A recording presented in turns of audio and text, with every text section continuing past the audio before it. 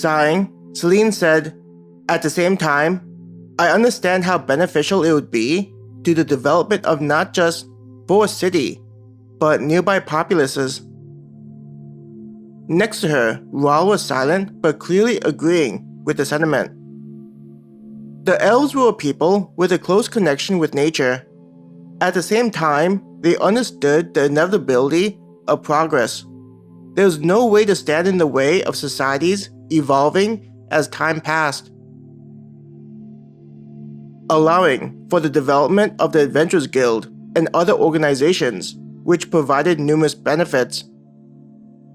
Even the elves had gained from accepting the Adventurers Guild.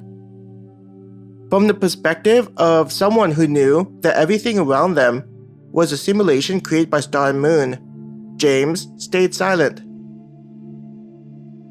With the help of organizations like Star and Moon, even our people will be able to gain access to new areas, which may help to bring new prosperity, Naylor stated in agreement, slowly nodding his head.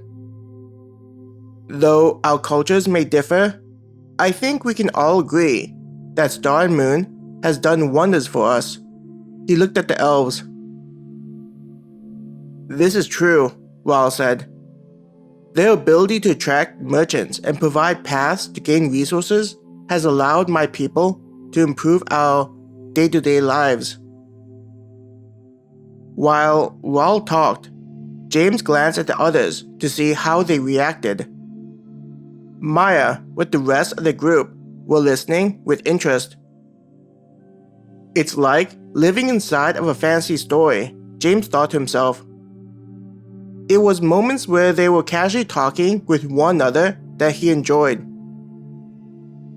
I wonder if, after this request, we'll be able to explore where many other elves dwell, James thought to himself. Lifting his bowl to his lips, James was sure that the others would appreciate such a thing. The difference between his group and the other adventurers on the other side of the portal was how they preferred to treat the world as if it was real and not a simulation. This was why they traveled inside the world instead of exiting through the portal to a different one that may be closer to where the elves lived. He enjoyed the feeling of traveling and watching the scenery pass by. His group would often be left to their own thoughts while occasionally talking about some topic. It was nice how there wasn't a need to fill the empty air with the sound of their voice, just enjoying one another's company.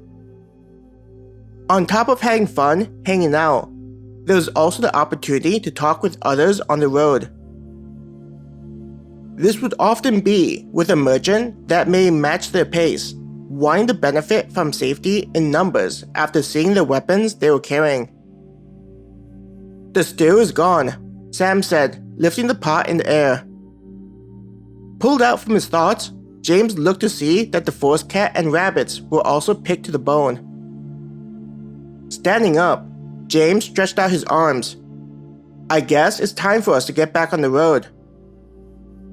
We need to first take down our shelters, Adam said. After we take down the shelters, I suggest that we head over to the nearest stream to wash our utensils, Celine suggested.